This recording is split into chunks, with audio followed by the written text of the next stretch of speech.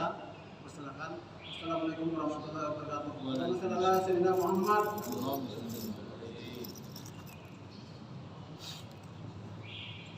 Bismillahirrahmanirrahim. Assalamualaikum warahmatullahi wabarakatuh.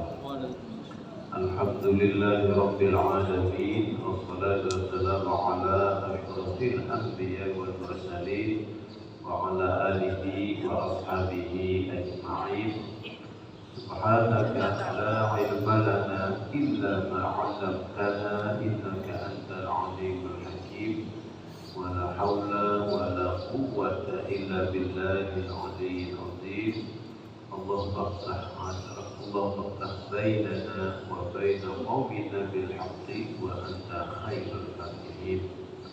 Bapak Ibu jemaah salat subuh rahimakumullah, kembali puji dan puji syukur sama-sama kita panjatkan kehadirat Allah atas segala karunia-Nya. Salawat dan salam semoga dapat kita perbanyak aturkan pada junjungan kita Nabi besar Muhammad sallallahu alaihi wasallam.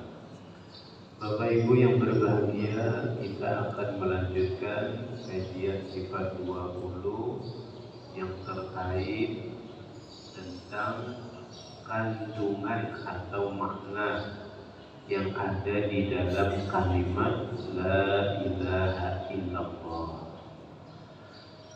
Bapak Ibu yang berbahagia, secara arti La ilaha illallah artinya tidak ada Tuhan selain Allah.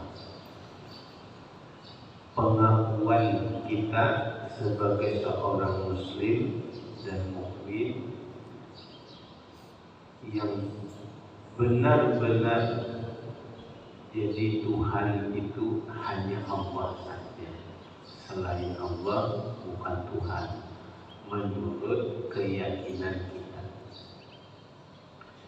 Dan ini pasti, artinya tidak boleh berubah-ubah.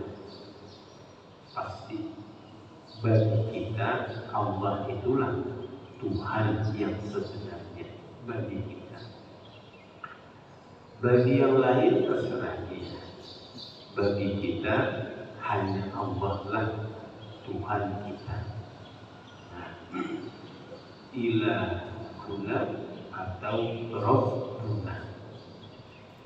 Bapak Ibu yang berbahagia, menyebut Tuhan itu tidak jadi masalah.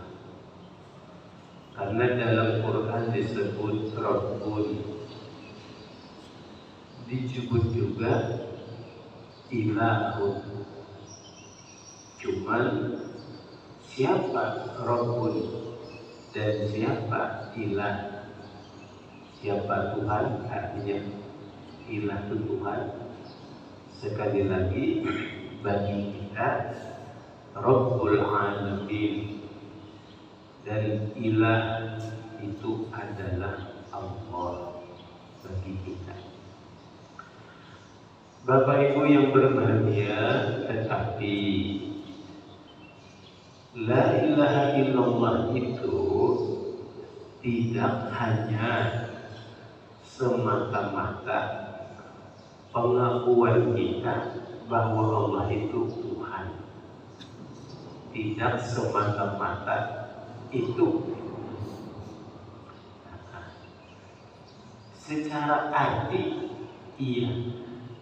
Arti terjemahannya tadi. Secara arti kalimat adalah pernyataan bahwa Allah itulah Tuhan.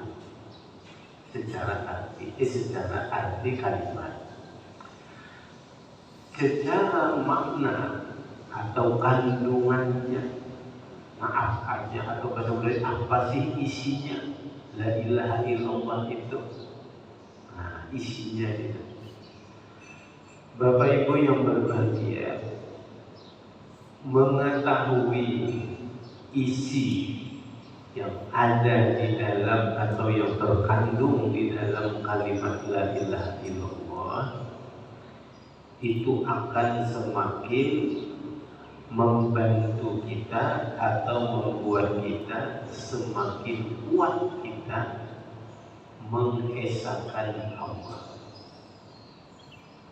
Manfaatnya mengetahui kandungan yang ada di dalam kalimat la ilaha illallah supaya membuat kita semakin kuat berpegang bersandar dengan keesaan Allah. Baik, Bapak Ibu yang berbahagia, di antaranya karena sudah kita bahas yang lain-lain sebelumnya, di dalam kandungan la ilaha illallah ada kalimat la wajibal wujudi illallahul wujud,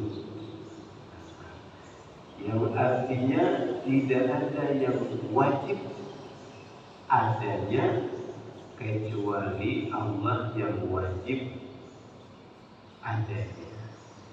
Istilah wajibul wujudnya sering diucapkan, sering juga oleh kita didengar kalau kita sering mendengar. Nah, apa maksud kalimat itu? Kita ulang lagi.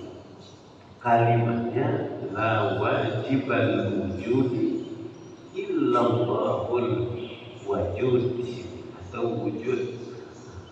Tidak ada yang wajib ada kecuali Allah yang wajib ada. Bapak Ibu yang berbahagia, ada kata-kata wajib. Ini hukum apa? Bahwa Allah itu wajib ada. Wajib ini bagi Allah, Allah itu wajib ada. Ini didasari hukum apa? Kalau hukum fikih, hukum syariat, arti wajib apabila dikerjakan berpahala, apabila tidak dikerjakan berdosa. Pengertiannya secara fikih. Kalau pengertian ini kita arahkan kepada Allah, artinya bila wajib ada dengan pengertian tadi, Allah berpahala kalau ada, berdosa kalau tidak ada. Jadi begitu. Allah wajib ada, adanya Allah itu wajib. Bila dihubungkan dengan pengertian fikih, berarti adanya Allah, Allah kalau ada berpahala, dapat pahala Allah. Kalau Allah tidak ada, Allah dapat dosa. Berarti ada lagi yang lebih hebat daripada Allah, karena bisa memberi pahala kepada Allah atau bisa menghukum Allah dengan dosa. Kalau kayak ini pengertiannya pasti salah. Berarti wajibul wujud itu, wajib ada Allah itu bukan berdasarkan hukum syariat. Kalau bukan hukum syariat, hukum apa? Ditakini tauhid untuk menetapkan Allah wajib ada, ternyata tidak didasari dengan hukum syariat. Karena kalau pakai hukum syariat kayak tadi, masa iya Allah kalau ada dapat pahala, kalau tidak ada Allah dapat dosa? Berarti ada lagi yang lebih hebat daripada Allah, yang bisa memberi pahala dan bisa menghukum Allah dengan dosa. Dan itu tidak mungkin. Kalau tidak mungkin berarti akan pas gitu. Artinya tidak didasari dengan hukum syariat. Nah, Kalau itu hukum apa? Di tauhid, hukum akal. Tauhid, keyakinan itu ditetapkan dengan hukum akal. Kalau Allah tidak ada, akal akan menolak. Bagaimana bisa? Artinya bagaimana bisa? Lalu siapa yang mengadakan alam ini? Termasuk siapa yang mengadakan isi alam ini? Kalau tidak ada yang membuatnya, itu mengatakan setelah ada siapa yang mengatur? Setelah ada siapa yang mengatur?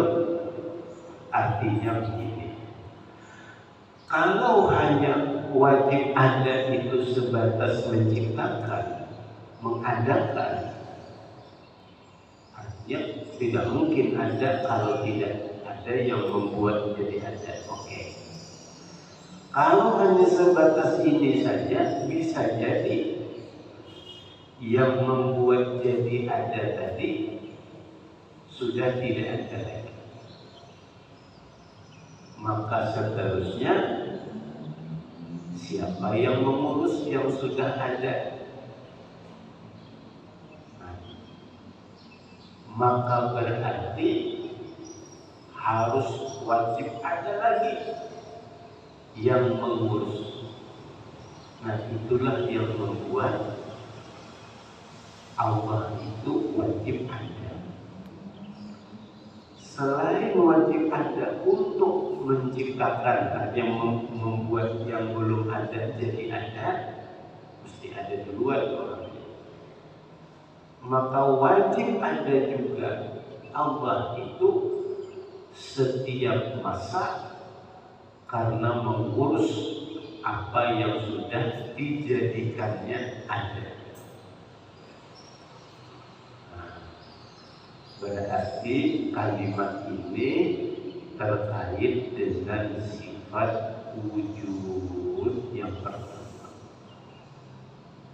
Nah, sifat yang pertama, sifat 20 yang pertama. Nah, gitu. Artinya menurut akal hanya Allah saja yang tidak boleh tidak ada.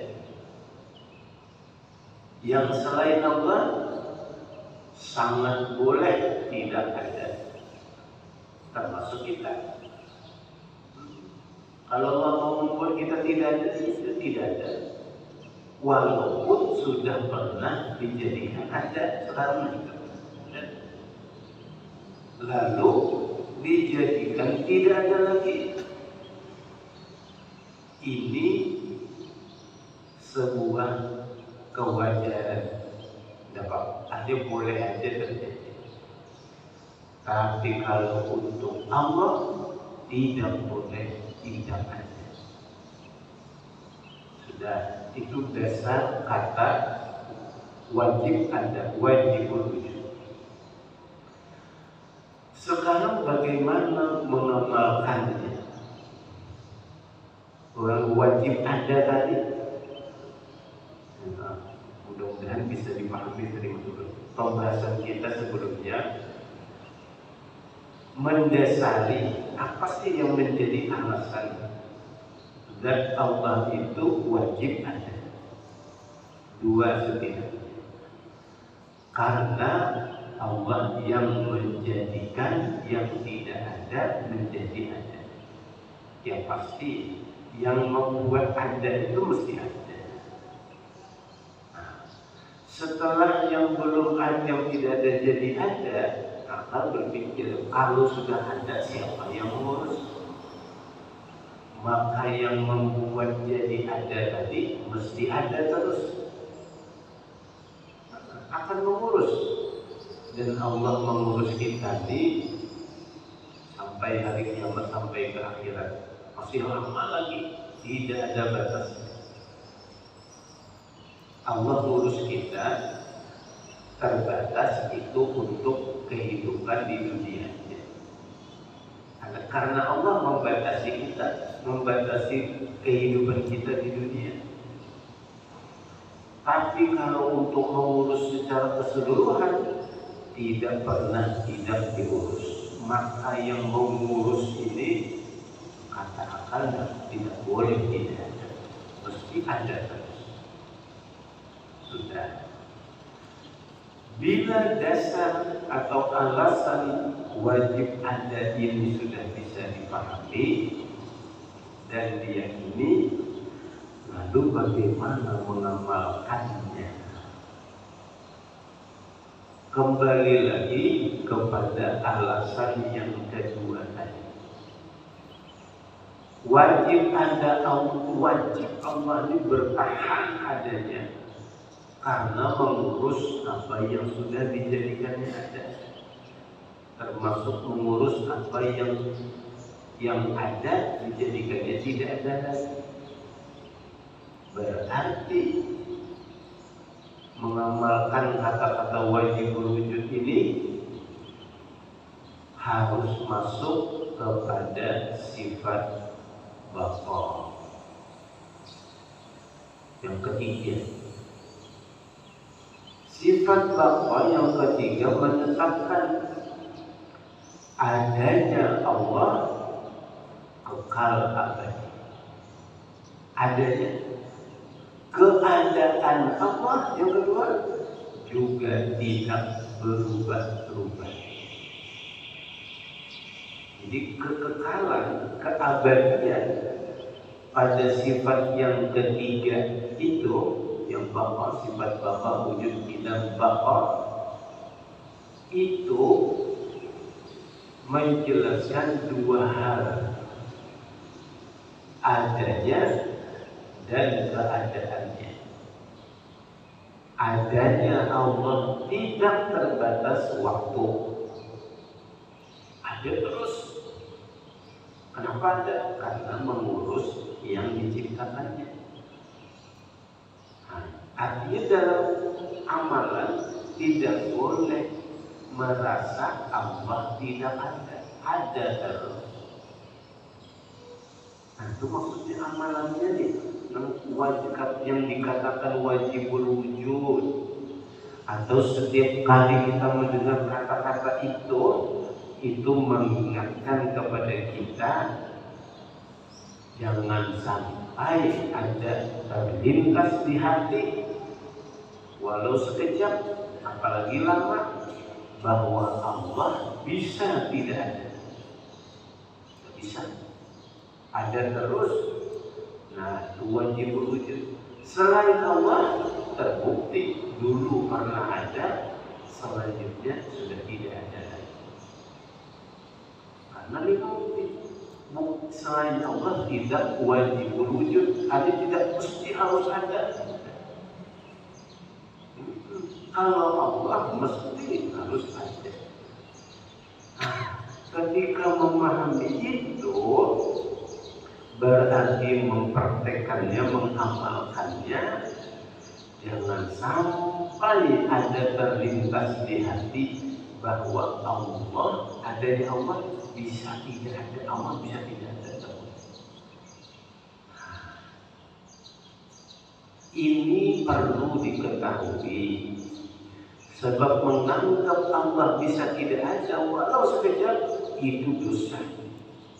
Dosa yang terkait dengan ilmu tauhid. Jadi maksudnya adanya Allah itu bukan kenangan, sesuatu yang dulu pernah ada hilang lalu dibikin ada, tapi dengan cara dikenang-kenang. Oh tidak, tidak begitu. Memang ada dengan kenyataan, bukan ada dengan kenangan, bukan. Jadi beda nih, memang sih. Mengenang itu berarti mengadakan apa yang pernah ada lalu jadi tidak ada, dikenang. Pernah hidup lalu mati, ingat dengan orang mati, dikenang.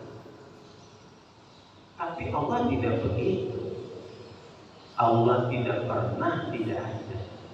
Menghilang dengan cara apapun tidak ada. Hanya menghilang itu kan bisa juga bersembunyi, bisa juga mati, tidak ada. Maka berdosa, ini dosanya kepada Allah. Kalau sudah dosa kepada Allah besar ini. Hati yang apabila terlintas Allah tidak ada, dosa besar itu. Nah, tapi kan itu urusan hati, Ustaz. Kadang-kadang tidak bisa dikendalikan. Nah, disinilah gunanya ilmu. Begitu sadar, wah ini tidak benar ini, astagfirullah, beristighfar. Nah, untuk mengendalikan diri kita nih, jangan sampai salah. Yang bermasalah kita, kalau Allah ada terus, dengan meyakini adanya Allah yang terus menerus, dengan meyakini adanya Allah yang terus menerus atau terus ada, mestinya kan kita tidak boleh lupa kepada Allah. Tidak boleh lupa, ada barangnya ada. Kalau Allah bisa tidak ada, kita punya alasan untuk melupakan. Ini memang tidak pernah kita ada. Maka tidak ada alasan bagi kita untuk lupa. Tuntutan ilmu tauhid, bahwa kita bisa mengamalkan atau tidak, itu lain lagi.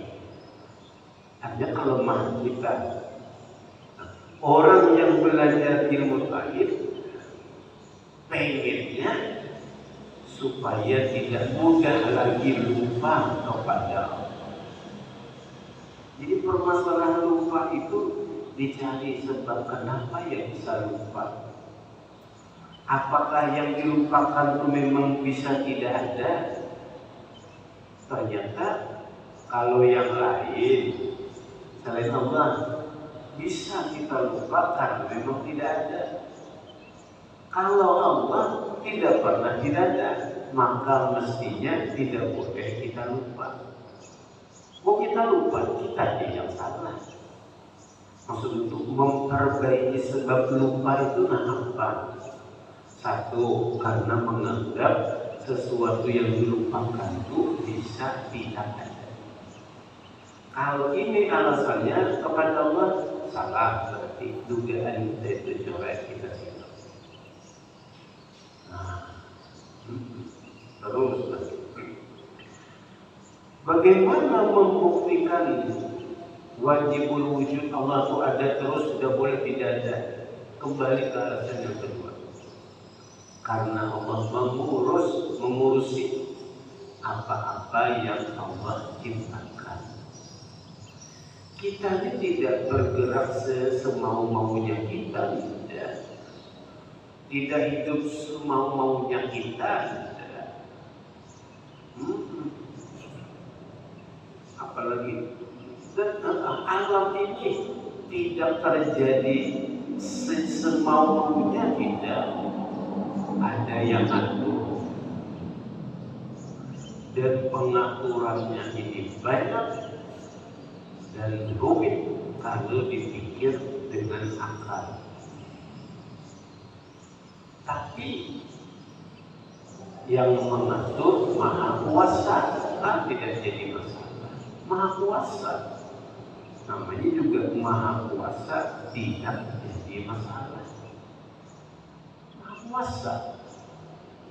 Kalau kita tidak Maha Kuasa, rumit sedikit dan bingung kan. Apalagi yang ngurus banyak, pusing. Kalau untuk Allah, karena ada Maha Kuasanya, oh jangan khawatir.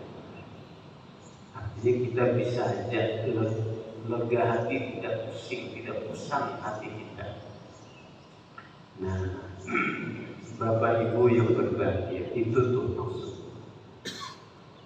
Hati-hati. Kita harus bisa mengendalikan pikiran, perasaan. Kalau ada muncul sekilas Allah tidak ada.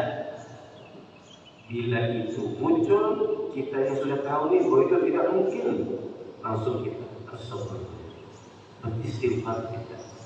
Artinya syaitan telah mempermainkan kita. Syaitan telah mempermainkan kita. Baik, kembali lagi. Bapak Ibu yang berbahagia, sekali lagi, apabila diucapkan wajibul wujud, Allah itu zat wajibul wujud, berarti artinya Allah itu adalah zat yang wajib ada. Memahaminya pakai hukum akal. Caranya kayak tadi, yang dua alasan tadi. Nah, itu ilmunya. Cara mengamalkannya, tidak boleh menganggap Allah tidak ada, karena tidak berdasarkan kenyataan. Kalau itu dibiarkan, dosa bagi yang bersangkutan. Dosa bagi yang bersangkutan hanya yang memikirkan kayak itu. Nah, karena kita belajar, apabila itu muncul di bagian ini, insya Allah kita bisa menyelamatkan diri dari bahaya atau risiko tauhid kita rusak. Ini kan urusan pribadi nih. Artinya yang mengalami ada pikiran, ada perasaan Allah tidak ada itu masing-masing diri kita, orang lain tidak tahu. Coba kalau tidak memiliki pengetahuan dan kemampuan diri untuk mengendalikan diri, yang terjadi sesat. Orang lain tidak tahu. Orang lain tidak tahu. Anda orang tahu bisa mengingatkan. Karena ini urusan kemampuan hati untuk meyakini adanya Allah yang terus-menerus, itu berarti urusan hati. Bila sudah urusan hati, maka hati-hati. Kalau orang lain tidak tahu kalau kita ini salah, kita dalam arti sih, orang lain tidak tahu kalau kita salah. Seandainya orang lain tahu kita salah, orang lain bisa mengingatkan kita pada kayak itu, salah itu. Jadi untuk menyimpan ilmu di dalam hati, pastikan ilmu itu benar dulu. Jangan sampai, ini kan urusan hati Ustaz, jangan semudah itu mengatakannya. Pastikan dulu ilmu yang disimpan di dalam hati wajib benar-benar benar. Hati-hati, jangan sampai salah. Karena yang di hati itu adalah yang diyakini. Yang diyakini. Maka menyimpan ilmu di dalam hati, pastikan hati-hati, jangan sampai tersimpan ilmu yang salah.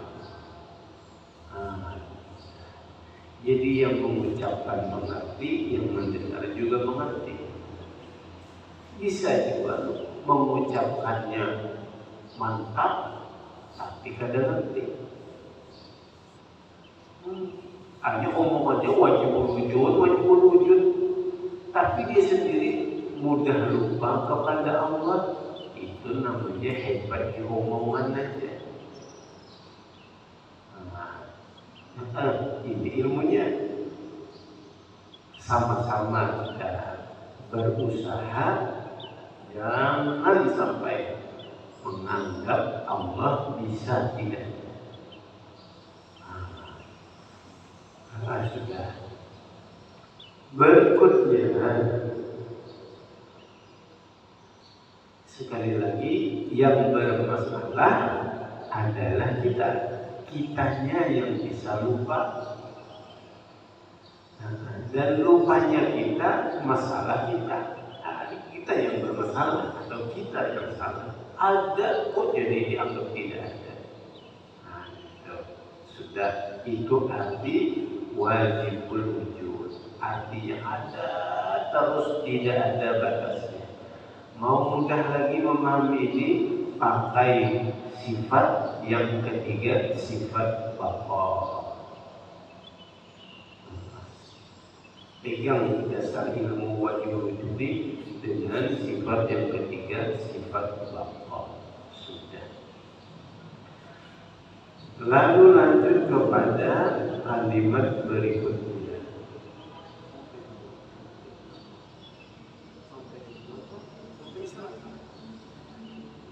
Jawab 10 Pak. Jawab 10 Ustaz.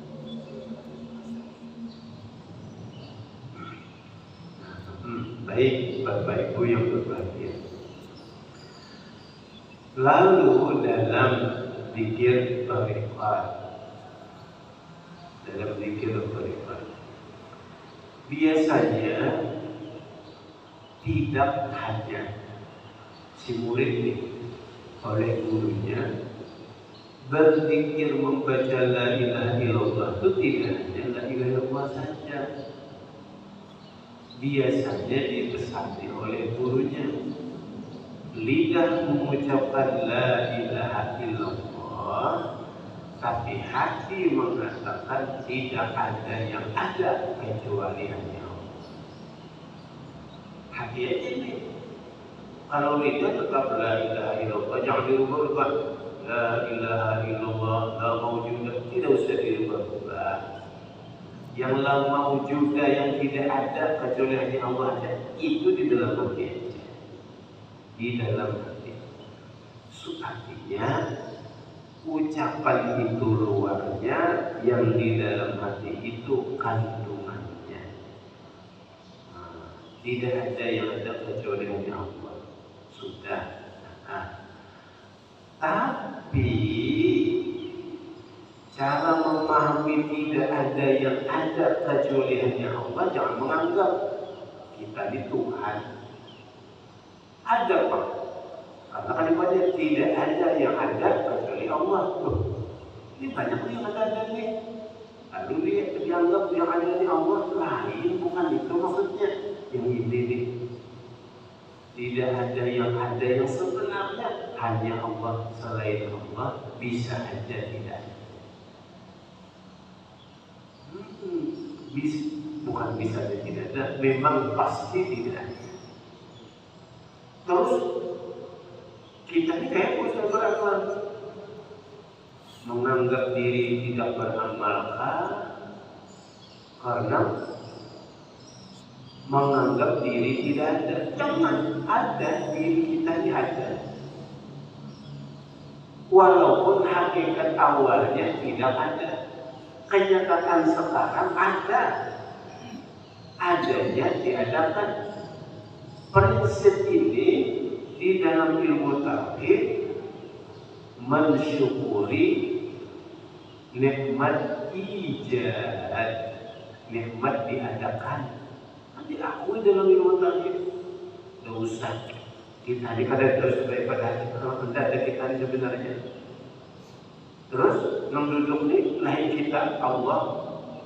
Kalau yang duduk ini lain kita Allah, masih bisa dicarikan benarnya. Tapi kalau sudah nang makan ni Allah, tidak mungkin. Kayak hakikat kayak apa aja ada mungkin Allah itu makan. Atau kan dapat menambah kami, nambah hira, ini Allah batai, salah makanya. Jadi mana jangan hilangkan adanya kita, jangan hilangkan. Jangan anggap tidak ada. Pada diadakan sudah kenapa? Jangan tidak ada. Justru dengan mengakui ada karena diadakan, jalan kita bersyukur kepada Allah. Alhamdulillah aku dipikirkan. Kalau kita mau diri kita ada, kayak apa? Jalan sumurnya mana? Apa yang disumuri? Kan dalam Quran itu ada nikmat ijad, nikmat diadakan. Setelah itu nikmat imdad, nikmat diulur nikmat. Kita jadi bisa panjang umur, bisa macam-macam yang kita rasakan. Itu nikmat imdad. Lain lagi, maksud lain lagi itu lain lagi dari yang pertama. Tapi dua-duanya kita terima. Dua-duanya kita terima berarti karena ada dua-duanya yang kita terima, dasar itulah yang harus kita gunakan modal untuk selalu bersyukur kepada Allah. Jangan dianggap tidak ada. Siapa yang salat siapa Ustaz? Kita kan Tuhan, enggak kita. Yang nyuruh salat Allah, masa Allah sendiri yang salat? Nyembah siapa Allah? Kita yang disuruh salat, berarti kita yang salat. Tapi kita lemah. Nah, kalau kita lemah berarti kita ditolong. Bukan Allah, bukan berarti karena ditolong berarti Allah yang salat, bukan kita. Kita yang salat, kok bisa ditolong? Ditolong. Orang yang ditolong lemah, orang yang menolong kuat. Yang menolong sadar tahu diri. Kalau memang lemah, minta tolong. Kalau sudah ditolong, berterima kasih. Itu kisahnya. Alhamdulillah. Yang salam alhamdulillah. Bukan alhamdulillah karena sudah bisa selesai lalu kayak ada beban. Bukan itu, terlalu rendah. Kalau alhamdulillah kita tuh hari salam karena menganggap sudah selesai beban, terlalu rendah itu. Kalau mau bernilai besar salat itu, alhamdulillah karena Allah yang menolongku bisa melaksanakannya. Jadi siapa yang ada? Allah. Kita tahu, kita hilangkan. Maksud kita hilangkan itu kita nampakkan aja Allah. Bukan kita lebih nampak daripada Allah. Nah, itu maksud. Baik Bapak Ibu yang berbahagia, kulit cukupkan, mudah-mudahan yang sedikit ini bermanfaat seiring dengan taufik dan hidayah Allah. Mudah-mudahan segala hajat kita dikabulkan, kita semua diberikan seluruh kebaikan dunia dan akhirat, dan tidak dimatikan kecuali dalam keadaan husnul khatimah. Ala hadhihi niyyah wa ala kulli niyyatin shalihatin al-fatihah.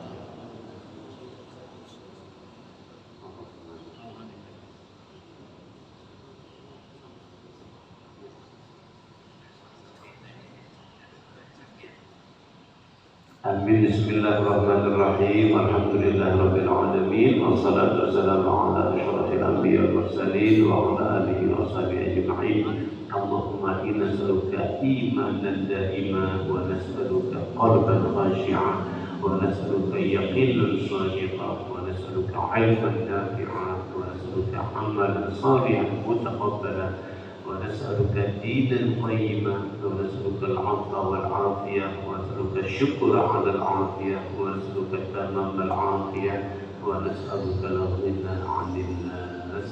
Rabbana zalamna anfusana wa in lam taghfir lana wa tarhamna lanakunanna minal khasirin. Rabbana atina fid dunya hasanah wa fil akhirati hasanah wa qina adzabannar.